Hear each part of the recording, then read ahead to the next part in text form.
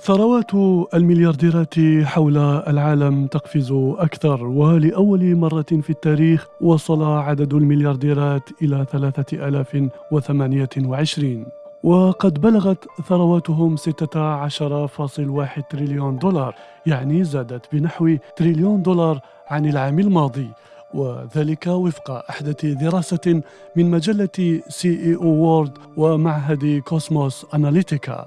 تفوق هذه الثروات الضخمة الناتج المحلي الإجمالي لمعظم دول العالم ما عدا الولايات المتحدة والصين، ويتصدر الأمريكيون القائمة ب902 مليارديرا، وتأتي الصين ثانية ب450 مليارديرا، ثم الهند ب205.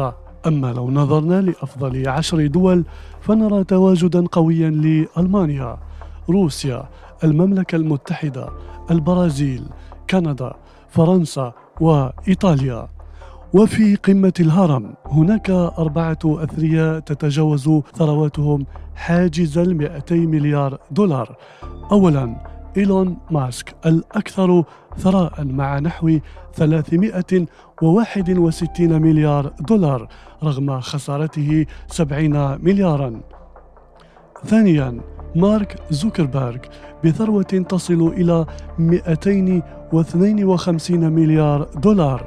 ثالثا جيف بيزوس بحوالي 241 مليار دولار. رابعا لاري إليسون الذي انضم حديثا إلى هذا النادي فائق الغنى بثروة تفوق 200 مليار دولار.